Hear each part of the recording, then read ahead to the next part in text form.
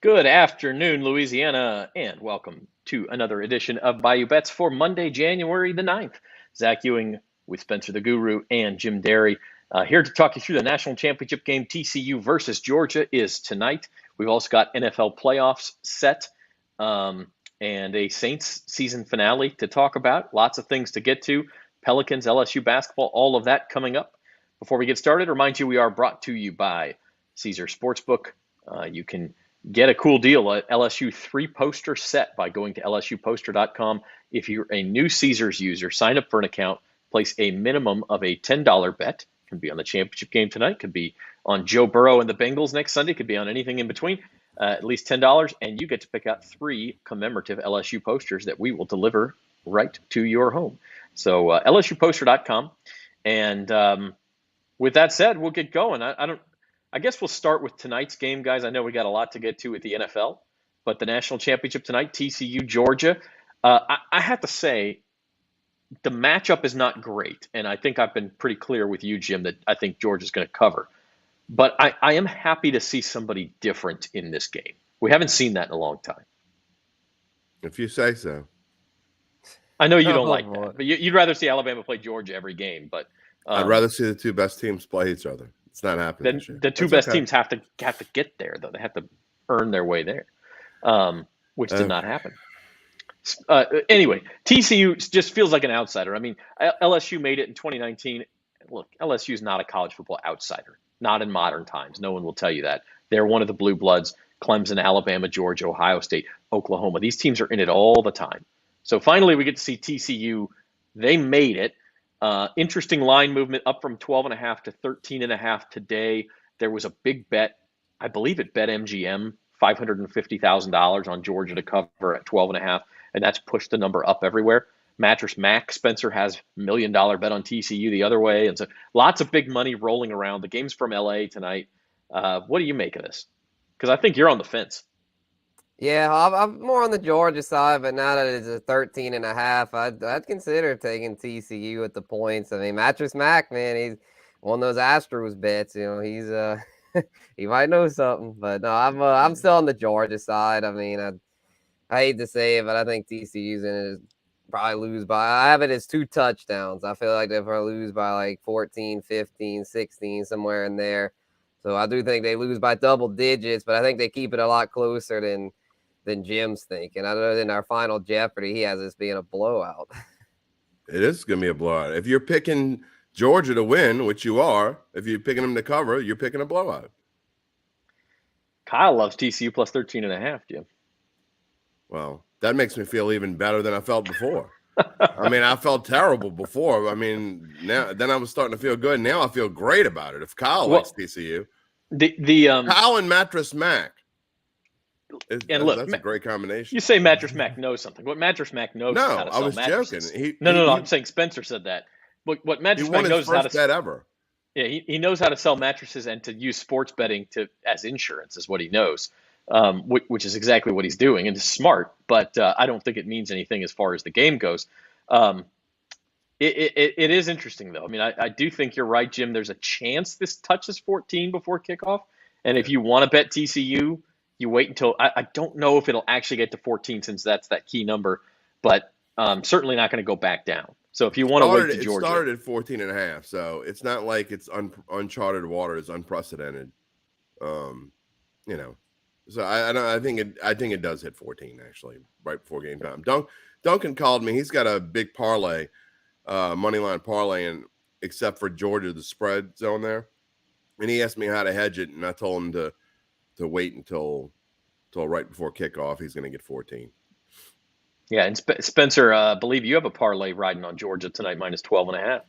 Yeah, my house money parlay. You know, I've had haven't had any hits so far. But yeah, I had the Bengals spread and the Steelers spread. Both of those hit. So I just need Georgia. I got them at minus 12.5. Did that last week. So if that cashes, then I'll finally hit one of those house money parlays. Pretty exciting. House money parlays that the advocate pays for us to bet. Yes, so Spencer may cash in on those. Damn, Dallas killed mine. Now, having said that, the real wager on this game, and Gabe Henderson's off today. but the real wager on this game will be paid off on Thursday's Bayou Bets show. If Georgia covers the 12.5. Y'all are all going to be so pissed if it's Gabe that's got to put paint on his face. I mean, but that's what I expect, so I'm not going to be too pissed. But if Georgia does cover the 12.5, I think Kyle would have to paint his face too. Then Gabe will have some. Once he doesn't exist, can you paint paint a ghost? I don't know. Can we do have you seen the guy who comes to the home games at Sanford Stadium for Georgia and he's got like the streak of red and black all the way across his face? That's what we need for Gabe. Or the guy like the Raiders guy who. Yeah. With the spikes coming out of his shoulder pad. Yeah, exactly. And if TCU covers games 12 points or fewer, or TCU wins, and Jim Derry's going to get some sparkly psychedelic frog purple on his face. I might have a psychedelic backdrop for that game. Can we get glitter going on? She's got glitter. She showed me. It's actually my 11-year-old that's going to paint my face. And the worst part about it is she's now keeps asking me about the game and wants to know when Daddy's going to lose the bet. So she can paint my face. She's like, yes. I don't know who TCU is, but that's who I'm rooting for, she said. A new generation. A new generation. Even in my own house, I'm hated. And people are rooting against me in my own house. So it's interesting. Kyle, interesting comment. For Georgia to cover the game has to go over 63. I don't, 38-20. I don't know that I totally agree with that, but I could see it going over. I think the total's very close. I did play the first half 42 over to 31 20 and a half. Lose. Yeah. I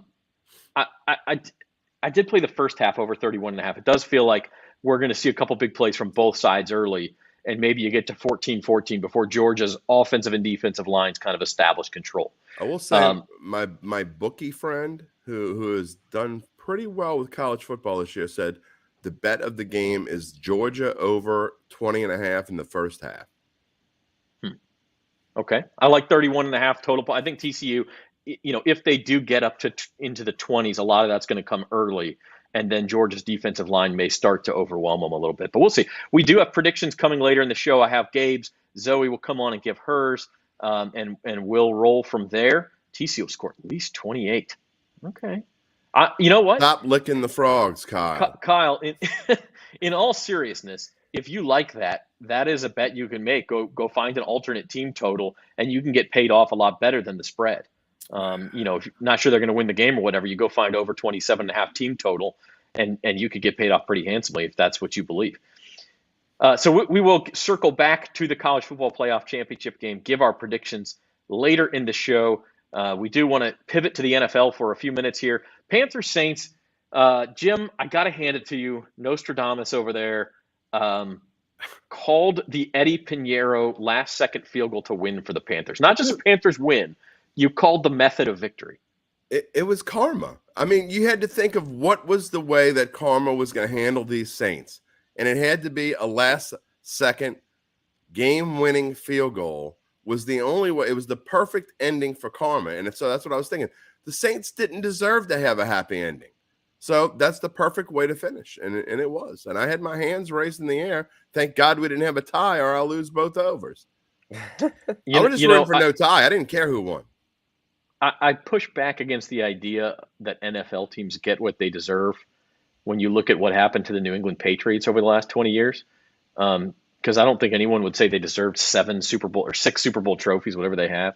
But there you go. Sam Darnold got a victory. Did he deserve that? Oh, absolutely not. Did you hear me talk about it in the stats in my well, that's what this morning? Kyle's pointing at, a 2.8 passer rating. And this is why our friend of the show, Trey Wingo, always talks about this, how wins are not a quarterback stat and should not be a quarterback stat, because Sam Darnold did not win that game yesterday, like in no way, shape, or form. Saints lost that game yesterday. That's what was. For sure. And they deserved to lose it the way they played after that first drive. It's almost as if, okay, it was like it was preseason. We ran our first team out there. We marched right down the field. We scored a touchdown. Okay, game's over. We give up. We don't care what happens after that. That's how they played. Spencer, you were at the Dome. Pretty dreary, I think. Yeah, the crowd wasn't super into it. I mean, it wasn't it just, you could just tell it was not the same atmosphere because the team, they were out of it, and it just kind of felt like that. It was a flat deal, flat atmosphere, unfortunately. But that's just the reality when you have a losing season. It's hard to get the fans fired up, and unfortunately, that just kind of was the Saint season in a nutshell. In the presser, I really appreciated Cameron Jordan for really keeping it real. I feel like, a DA just gave his typical just coach speaks up, where Cam Jordan really said like the real stuff about how this season was just, going in, they had high hopes and just, they never really got, right how he put it, just didn't come out strong from jump, just came out, especially, the defense. And by the time the defense finally got going, it was too late. And then the offense has just been a train wreck from the whole year. So hopefully they get rid of Pete Carmichael and start over on that side of the ball. And Andy Dalton and a couple linemen and Alvin Kamara. Yeah. Listen, we've got the whole offseason to talk about what the Saints need to do. And I think the first domino, if it does fall, will happen pretty quickly. And that's where Sean Payton goes, if he goes anywhere, and what the Saints' compensation will be. Do they end up with a first-round pick from one of these teams? Something to keep an eye on. That's the first thing. But right now, I think Carmichael's the first thing. I think he's going before the end of the week. That's true. But we may not get his replacement until we know a little bit more, and then got to figure out the quarterback situation. Is it a rookie? Do you keep Dalton around to start 3 games while the rookie gets his feet wet? Do you just start the rookie? Do you go get a veteran? Quarterback is obviously a situation as well. I would rather you play quarterback. You don't want that. Yeah, I was asking another thing. I was thinking, we know we'd lose. Like I can spin it a little bit, but I don't know about reading NFL defenses. Like, as far as Andy Dalton's concerned, in a way, I was kind of glad the Saints lost yesterday, because then it would have been like DA could be like, oh, we finished 2022 on a 4-game winning streak. Let's keep Andy Dalton. Or, you can't say that anymore. And the offense was so freaking bad that I feel like now there's no choice but to just, start from scratch. Jeff Duncan pointed out, quarterback, outside of offensive coordinator, as far as players go, quarterback has got to be the number one priority. It's obvious. After week 6, I believe the Saints were somewhere around 6th in the league in offense, and they continued to drop. Now, I don't know what the final tally was, because I didn't look it up today, but before the game, they had dropped all the way to 19th. So they went from 6th to 19th, a straight nosedive. They had to finish below 20 after that putrid performance yesterday. And they were 22nd in points scored. So that's are you just talking, when you talk offensive ranks, just yards per game? Yeah, yards per game. Yeah, they finished 19th actually. Well, they were 19th before the games. That's surprising. Yeah. They didn't. What about points for? Does that, you have that up there? They were 22nd before. Yeah, I think that's there 22nd. Points per game, they finished 22nd as well. Okay. It was an ugly week for a lot of teams, if we're being honest. So that may be why it didn't drop too much. But I will say this, and my one thing, and I think what Kyle said here gets to what I'm getting at. They had fewer turnovers, 100 more yards offense, no penalties, and they lost. Like, they just found ways to lose. And the one thing, if you want a really in-depth reaction to this, listen to Jim's monologue on Datitude this morning. And the one thing I'll push back on, Jim, is you said this is a much worse team than 7-10. I don't think so. I think 7-10 is about right. I think they just weren't, they were fine. They weren't, if you get worse than 7-10, you're talking about one of the league's worst teams. They weren't one of the league's worst teams. They have pieces. That's what's so frustrating about it. You can see here and there how it could work. But number one is quarterback. Look, Andy Dalton, good enough to be a backup, to be a good backup, not good enough to go win you games and win a division. And number two, they just had these, like, kicking. Will Lutz was not very good this year, right? He's got to go. Yesterday, he's gone. Yeah, he's got to go. He made the big kick against Minnesota and then missed the one. That was painful. But other than that, like, some turnovers early, some penalties, some field position, just these little things that turn, in the NFL, they turn 3-point wins into 3-point losses and turn an 11-7 team or a 10-7 team into a 7-10 team. Do you think that the Saints are that much better than the Texans? I don't. Oh, yeah. Yeah. When you say that much better, I don't. Coaching, they'd be a touchdown favorite on a neutral field. Yeah. I don't think so. I don't think they'd be a touchdown favorite on a neutral field. I think it'd be more like 4.5. This Saints got talent. Especially on defense. Saints defense, I feel, very talented all throughout. The offense. What about Denver? I feel like, though, has enough to where they definitely would be a touchdown plus favorite over the very worst teams that have like hardly What about Denver? I anything think on either they'd be about a side. 3-point favorite, 3-point favorite over Denver in neutral field. Denver's a weird one because I think once Denver is Nathaniel Hackett decimated. left, they started playing a lot better. I did not think Nathaniel Hackett was right for that team. Well, I don't Denver's a disagree weird with one you. to me. They are Yeah. weird, but they still finished 4-13 or whatever, or 5-12 or whatever. You're talking about a Saints team that won at Cleveland, that played okay at the end of the year, won at Philadelphia. Here we go. That was I'm just saying. I'd say a 5 or 6 point favorite over Denver. Are they one of the worst 5 teams in the NFL? No, I don't think they are. No, I don't think they're one of the worst 5 teams in the NFL. Are they but one they're of the worst 10 teams? Yes. I'd say they're about 12th worst, maybe 10th to 12th. But this is, again, it's just these little things that in the NFL. Okay, well, here's the thing. So yesterday, we'd have to say Detroit is the first team that didn't make the playoffs in the NFC, and Green Bay is the second team that didn't make the playoffs, right? The Saints are so far behind both of those teams, it's not funny. The Saints would get their asses kicked by the Lions. They'd get bombed. They can't score against anybody, and the Lions would score all over them. They'd lose like 27-10. What about the Philly game though? That was Gardner Minshew, and they couldn't wait to get to Hurts. I mean, that's and they were missing their starting left tackle and two players on defense. I mean, that's a giveaway. They played great in that game. I'll give them that. They actually had a really good game plan. They've had about 4 or 5 games this year where they had good game plans going in. So it makes you wonder, why can't you have a good game plan going in every game? Because I throw away the Cleveland game. It was 6 degrees. It doesn't count to me. You don't get to throw away the wins and just focus on the losses. No, there's some losses I throw away. They gave away the Tampa game. They should have beat Tampa twice. They should have, would have, could have, whatever. But I'm talking about, I can go and point out about 4 or 5 games where I thought they had excellent game plans. They didn't win off. I thought they had a really good game plan against Minnesota and lost. So you can point out a few games here and there where they had really good game plans, but they couldn't consistently string together anything along the way through the entire season, which makes you really wonder. And what's kind of disgusting about the whole thing, because I thought Philly was their best game, but I really thought San Francisco game, I thought they had a really good game plan. They turned the ball over. They played great kicking defense. again. Yeah, Lutz missed a couple field. Yeah, exactly. But this is what I'm saying. These are not things you say when the team is so. I'm sorry, Spencer. When the team is so bad, you don't say these things where you're like, well, they had a good game plan and they almost had that team. They weren't that bad. That's what I'm saying. Well, I mean, I'm not saying they were one of the best teams. Indianapolis had some games where you could point to if certain things didn't happen, they don't finish 4-13 or 4-13-1 or whatever. 7-10 is about right for the Saints, I would say. Spencer, I'm sorry, I didn't mean to interrupt you.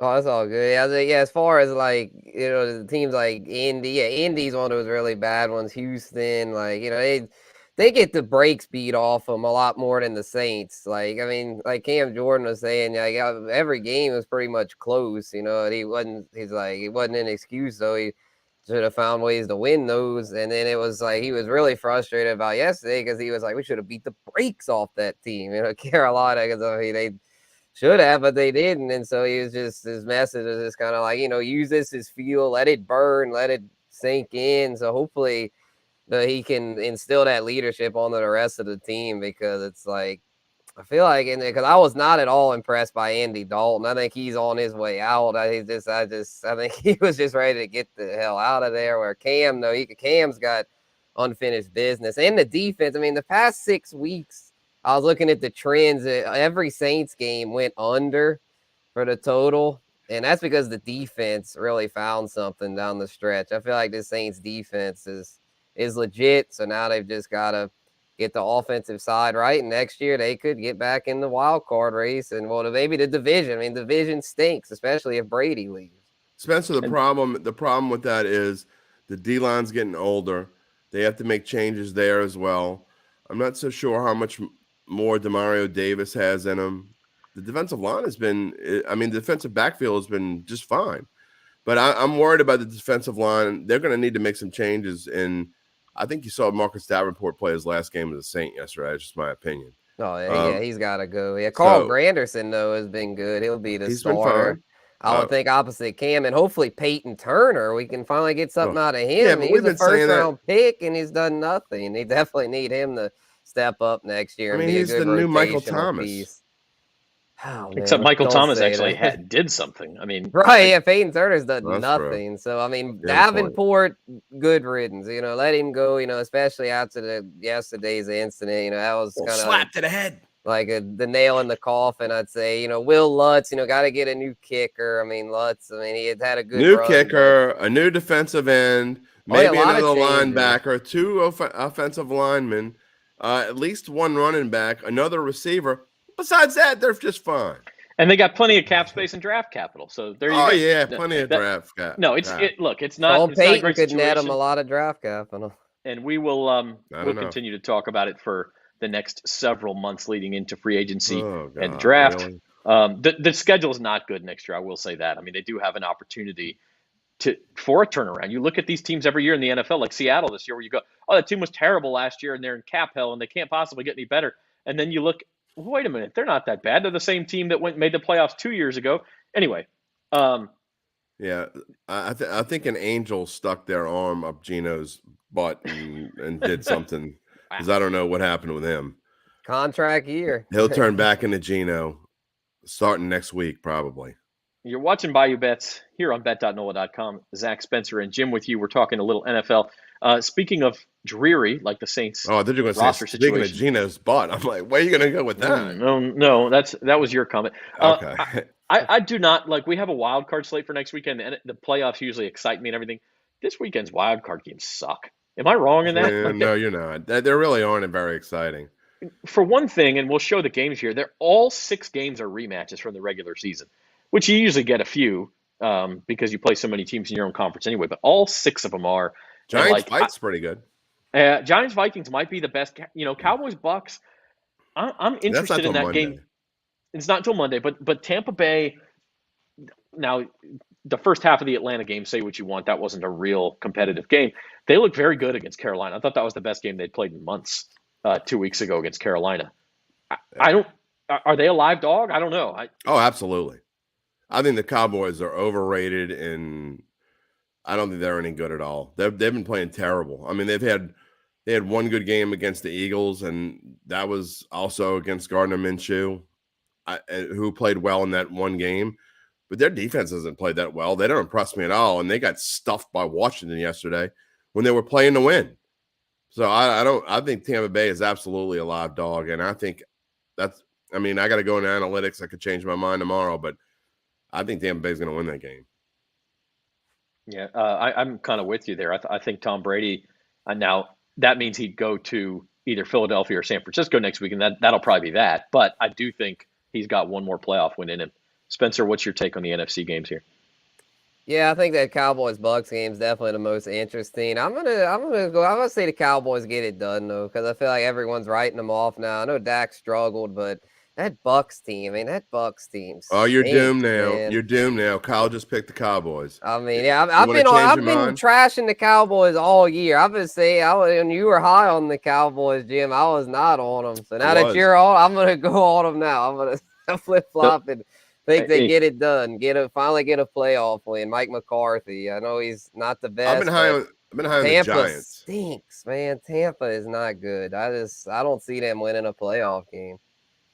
I like the Giants as one of my. I also like the Giants. Brock Purdy, NFC champion quarterback, very, very well could be. Jimmy G. Very well could be. Look, Jimmy. I don't think they said it early. He might come back for the Super Bowl, but I mean, if Brock would lead him there, I don't see Brock gets him in the making Super Bowl. I don't know that you're messing. Yeah, he can't make the switch. I think he would come back by the championship game, and that would really piss Uncle Big Nick off. That's why you're rooting for it. Oh yeah.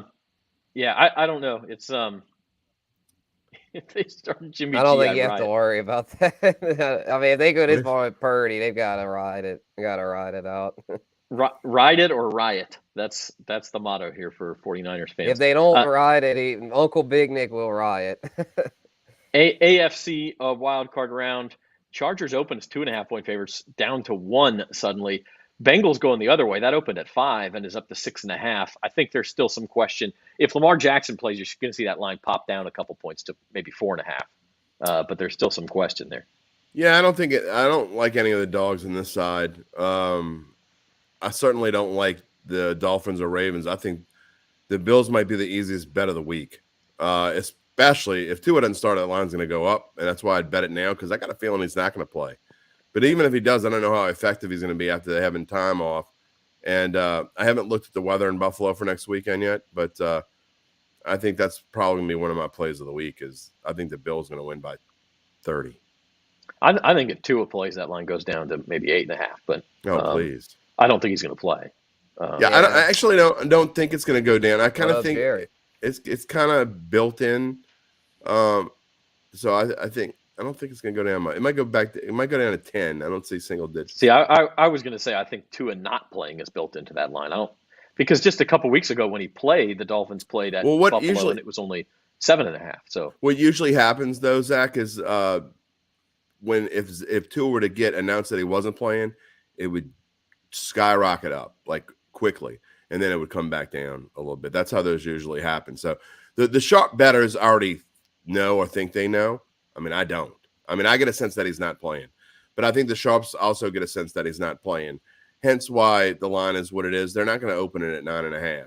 So if they do announce that he's not going to play, it's going to go up to probably 12.5, 13 before it comes back down, and sharps probably try to play the middle. Yeah, maybe so. I think 10.5 tells me that they don't think he's going to play, and I don't know that there's a whole lot of room for it to grow because Miami will play very conservative. Uncle Big Nick likes Jacksonville at home. I do too, actually. Kyle says the Bills will kill Miami regardless. I mean, look, these two teams played 3 weeks ago with Tua, and Miami went toe-to-toe with them. But Buffalo needed a field goal at the end to win. So I don't know. I mean, I don't think Miami's totally outclassed here. Their defense is terrible. I hope Tua plays because then that does become an interesting game, and we need him this weekend because I just don't see a lot of interesting games. Super Bowl odds, not a ton of change here. The Chiefs get a little bit of a bump after getting the first round bye. They're at plus 340. I still look at San Francisco, maybe Cincinnati out of this crowd. Oh, yeah, those are the teams. I actually bet on them last night when I went through the futures here. Those are the teams I feel like. Well, Cincinnati, I mean, it's tough to say out of them, Buffalo and Kansas City, but I feel like they're all pretty even. So to me, Cincinnati's definitely the best value. And then with the way the NFC is going, to me, it's pretty cut and dry to either be San Francisco or Philly. And with Jalen Hurts kind of banged up, I feel like San Francisco the NFC is down bad, man. The NFC just has no good teams, really. So I feel like even with the rookie and Brock Purdy, the Niners will just be able to ride their defense. I got my futures back in late October, early November. And the only ones I have are San Francisco and Cincinnati. And I bet them, got San Francisco at plus 1,800, I believe, and Cincinnati at plus 1,600, somewhere along those lines. But I'll tell you the value, there is value right there, but you didn't have it up on that board. The value is Kansas City to win the AFC, and I'm going to tell you why. They're plus 160 right now. It's almost a fait accompli they're going to win their first game. I don't care who they play in the first. Any of those teams that they could potentially play, they're going to beat them. I mean, that's almost a given. So then you're getting plus 160, whether they play Buffalo or Cincinnati. Their money line is not going to be anywhere near plus 160. They're going to be favored against either one of those teams. If not, it's going to be pretty close to pick them. So I say now is the time. I'm not telling you that Kansas City's a cinch to win the conference. I'm telling you as far as value goes, you're not going to get better value than Kansas City winning the AFC right now at plus 160 because they're going to be in the AFC Championship game. I do like that. I think the Chargers could give them a little bit of a run. They did in the regular season, but we'll see. Uncle Big Nick says, thoughts on Coach of the Year? He's got a ticket on Kyle Shanahan. Nick Sirianni, Dan Campbell. Can't be Dan Campbell. They didn't make the playoffs. It's either Shanahan, Sirianni. No, I don't think it's Sirianni. It's either Shanahan or Dable, I think, or Campbell. Or Campbell. Yeah. I think those are the three. I don't think there's Campbell would have anybody made the playoffs, maybe, but Pete Carroll, maybe. I think Shanahan's the favorite. Seattle would do anything, but yeah, it'll probably be Shanahan. I'm pretty sure he's the favorite right now. Went through 3 quarterbacks. I mean, he deserves it. Yeah. Zoe, our producer, has some NFL playoff hot takes. We're going to bring her on. Zoe, we talk about the NFC and how there's no good teams and everything. You're saying we're missing the obvious one, and that's the number 1 seed. Yeah. Listen, I'm pretty sure there will be some decent. Can you put up again? Who was the number 1 seed again? The Eagles. Yeah. That's who you told me you thought was going to win. Yeah. Yeah. I trust the Eagles. They've come too far and had a great start of the season to give up now. I like the spot where they are. They just got to have Jalen Hurts be healthy and just do anything. I also don't necessarily trust the reliability of some of the other teams. I don't think Dallas is going to get that far. I don't think the Vikings are going to do as that well either. But I like the sign of Philadelphia winning the NFC. All right. You got Philadelphia, and who do you have coming out of the AFC?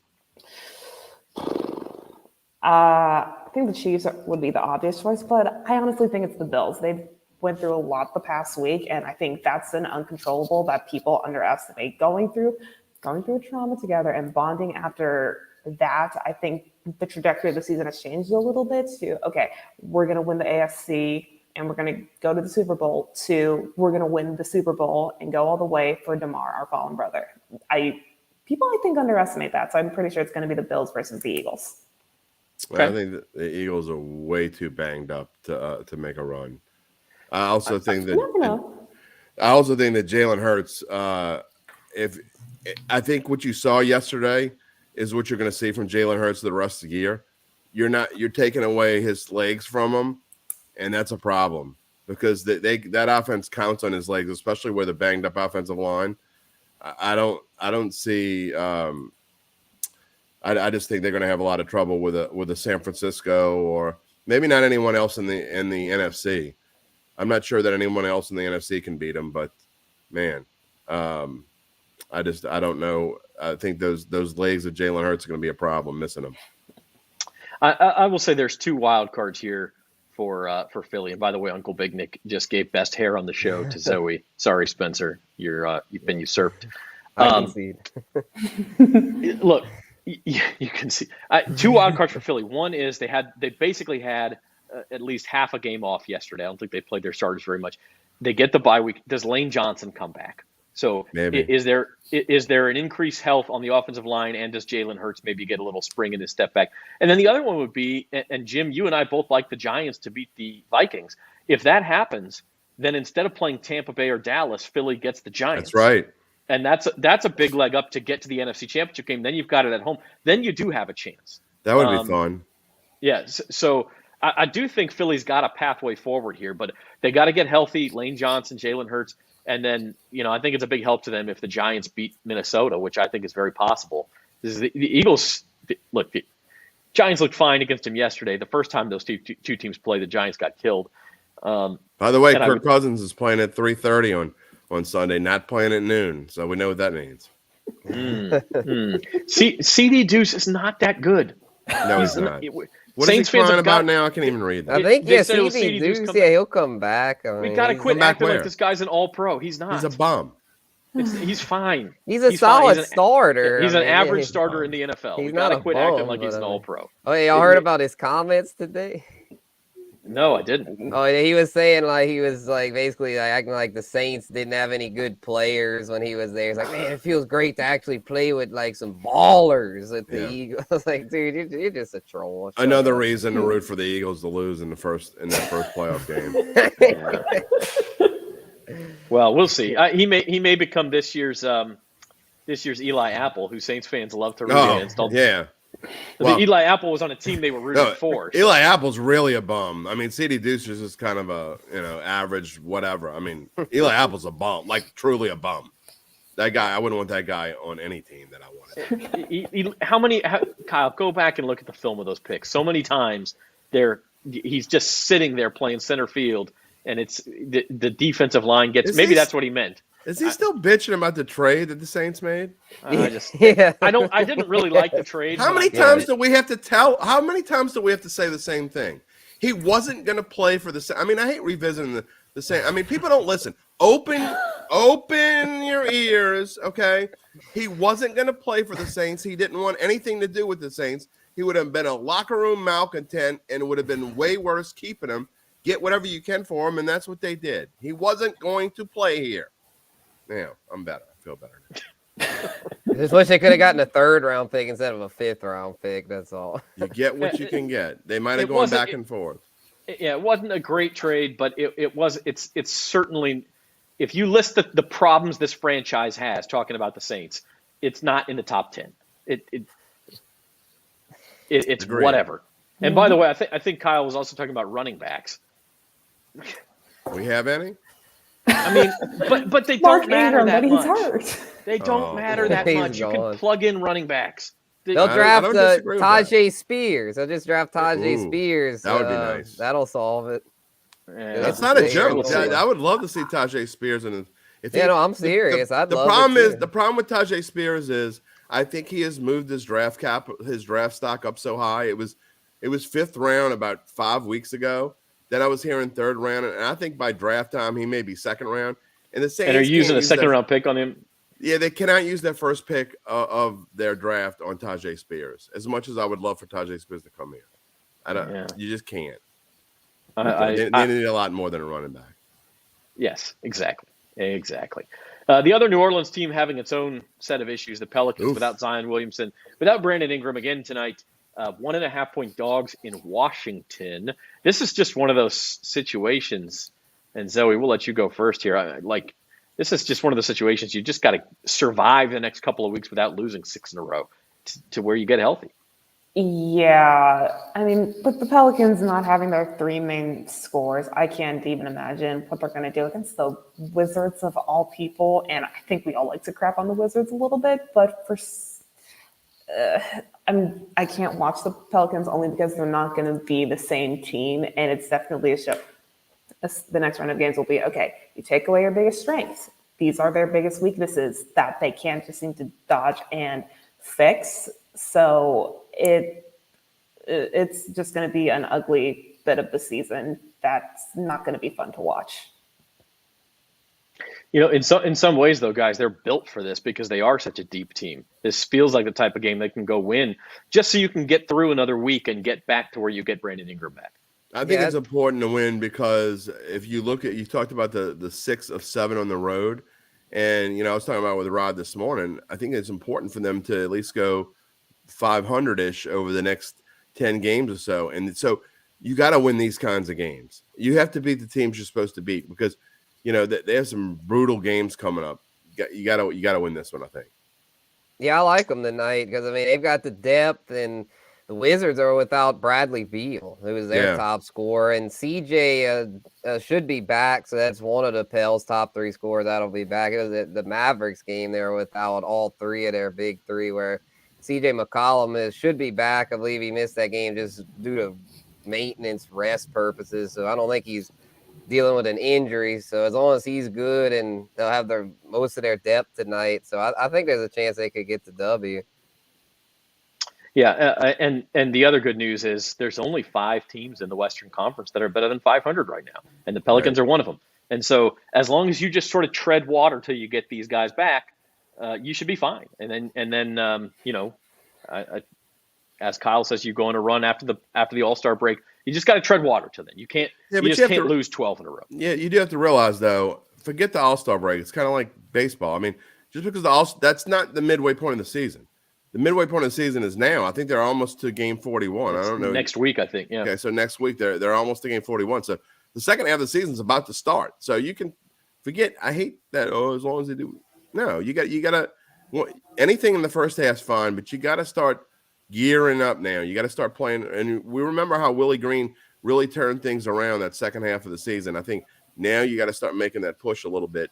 You got to do it before Zion comes back because. You gotta have a feeling that he's probably not going to come back till. I mean, let's be realistic. Mid-February.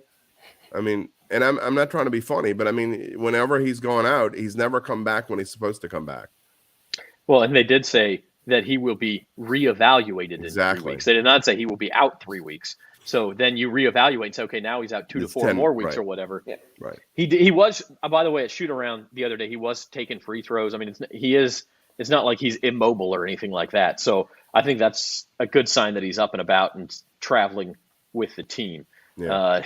Good night, Uncle Big Nick. Jim, I hope you brought your purple and black paint. God, I got money riding on Georgia tonight, but man, I would like to see Jim in purple on Thursday. I really do. I just don't get it. I mean, it's just You guys are like betting real money on Georgia and still rooting for TCU to cover. Yes. Yeah, that's it. That's it. And you're that's telling what me you it's don't come get down it. to. Well, you'll see why we're so happy about it on Thursday. Oh well, I'll tell you what. You know how obnoxious you think I am? Wait till Thursday. This is gonna be a new kind of obnoxious. I mean, I might drink before I come on the show Thursday. Man, So no, what is we it? really need TCU. We're I going to think see you a Jim definitely Derry we've never seen before. If TCU covers, you'll definitely drink before you come on the show Thursday. Yeah. No, I don't need that drink to show up. I mean, I'll bring it on. Bring it on. It's fine. All right. Well, speaking of ridicule, before we do get to our CFP championship game picks, Big Bucks results. Sad trombone song. Dun dun dun dun. I'm sorry. Oh, Big and Bucks have been four. pretty consistent this year. Yep, I've I'd say. had a good season, but not in Big Bucks. At least you got so one pending. Yeah, That'll that's change tonight. everything. That's Georgia minus 12.5. That was my So just that think, was my bet of the week. what would you rather? Would you rather me have to paint my face and be paint. 0 Yes, and that 5? You want to be 0 and 5? I'm already wearing the dunce cap, man. I mean, you needed something else besides a dunce. You need like a dunce cowboy hat, like a 40-gallon. Just ugly. No, that's not good enough. I mean, if you go 0 and 5 and you're going to be like minus $500 soon, you need something better. All right, your math needs some work there. Okay, here we go. Speaking of my best bet, speaking soon. of face paint, let's end the show. College football playoff picks. Gabe Henderson is off today, but he is the other half of the face paint bet. His pick, and this is curious, I have to say, for a couple of reasons. Very. Number one, he has by far the lowest scoring final score of any of us. And number two, he has TCU covering, and he told me he thinks they cover on a last-second backdoor touchdown. So he's willing to put his face paint on the line for a backdoor cover. He took Georgia 27, TCU 19. I'm taking the over 45 and 46. That's really low scoring, especially with a backdoor touchdown. I'm feeling better and better and better about my picks. He's predicting backdoor meaningless touchdowns and stay under, and then you got Kyle picking TCU. You got you guys rooting against me. It's just this is gonna be a great night. I mean, it's Zoe, you're on my side, aren't you? All right, Zoe. Yeah, you're up next, and you also have TCU covering. Yeah, I think it's going to be a close game between the two. I think Georgia has some holes, but I mean, can I read off some numbers right quick? Absolutely. TCU hasn't won a national title since 1938. They haven't been in a playoff or a bowl game. Only two. Yeah. Nah. Oh my God. They haven't won a good playoff bowl game like a Fiesta Bowl or a Cotton Bowl since 2018 when they beat Cal 10-7. And Georgia has been in this position before. I think they're the better team, and experience will win out. And TCU's nerves are going to get to them like I think they did in the Big 12 championship game. And I will be happy to see any sort of face paint on Thursday. We got to talk. Yeah, we do have to talk about you're that not going total. to take sides. Come on. Well, she's taking TCU, but No, Zoe, not only are you going say. over, you're going over by almost 30 points here. Why so high scoring? I think because both of these teams have very strong offenses. I like Stetson Bennett, and I really enjoy a high-scoring football game that shows how great an offense is and that can catch the defense on their heels a little bit. And you could say I'm too high. Okay, I could be a little bit too high, but I am also optimistic in what these teams can do, but I also know who the better team is. All right. Well, both of the semifinal games were very high scoring, so maybe we see that again. Spencer the Guru, you kind of talked about this, but you were looking right around that 2-touchdown spread. Yeah, that's what I'm thinking. I think the game will start off, like I mentioned, in the final Jeopardy. I think it'll kind of be back and forth to start. But I feel like Georgia's defense will settle in after a while and start to lock up. Because, I mean, they are still a quality defense. I know they struggled against Ohio State, but I feel like Ohio State's a better team than TCU. So I'm going to go ahead and say that Georgia wins this one by about 15. And, Stetson Bennett, he's had this experience. He's been in this moment before. I'm not saying this moment is going to be too big for TCU, but I think in the end that the Georgia's experience is going to win out. Jim Derry, how about them dogs? I don't want to be too high. I don't want to be too low. I'm going to be just right. 45-20. I do like a player prop in this game. I like Stetson Bennett to throw for more than 2.5 touchdowns. I think Georgia's going to score almost every time they touch the ball tonight. I don't think TCU's defense can stop this team. And conversely, I think Georgia hasn't played great defense. I've said it all along. Ohio State was not a good matchup for them. TCU, on the other hand, I think is. And I think this defense is going to play much better tonight. Don't think TCU is going to score more than 2, maybe 3 touchdowns. But again, Stetson Bennett, I think it was plus – when I bet it earlier, it was plus 133 to throw more than 2.5 touchdowns. Give me both of those things. It's going to be a nice night. All right. I talked about this a little bit, and you guys always know the screenshots when everybody on Sunday Night Football picks the same team, and it's always a death knell. Well, taking Georgia, 38-21. We didn't all pick on the cover, though. I do like the first half over, but I think the game slows down a bit. I think I mentioned this earlier. I think TCU starts to get worn down along the offensive and defensive lines. I think that's a big factor. And by the way, we have not talked about this yet. NFL draft.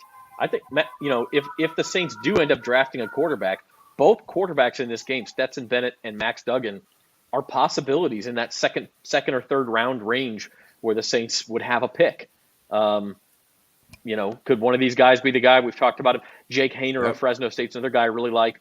We can talk more about that. But Saints fans have a reason to watch this game because I think both of these quarterbacks are in that second to third round range, right where the Saints may be looking. Agree wholeheartedly. I think I've said it for a while now. I don't have anything against Max Duggan. I think he's going to be a decent pro. But I think Stetson Bennett, to me, fits this program. And he reminds me, I've said it multiple times, I think he's got a long way to go, obviously, but he reminds me a lot of Drew Brees and just stature, the way he plays the game, mental acuity. I think he's got a lot of things that the Saints need. And I think he would be a great fit here. And I also think that he's a guy that probably could come in and play fairly quickly. All right, so there you have it. We are all on Georgia to win outright, but the spreads, it differs. They're minus 13.5. Jim, Spencer, and I like them to cover. Gabe and Zoe are on the Horned Frogs. Game starts at 6:30 tonight. We'll be back with you Thursday at 4 o'clock. Fantasy roundup tomorrow at 2 o'clock. Spencer will do a little bit of a season recap. And then on Thursday, you got to be here because either Gabe or Jim is going to have a whole bunch of paint on his face.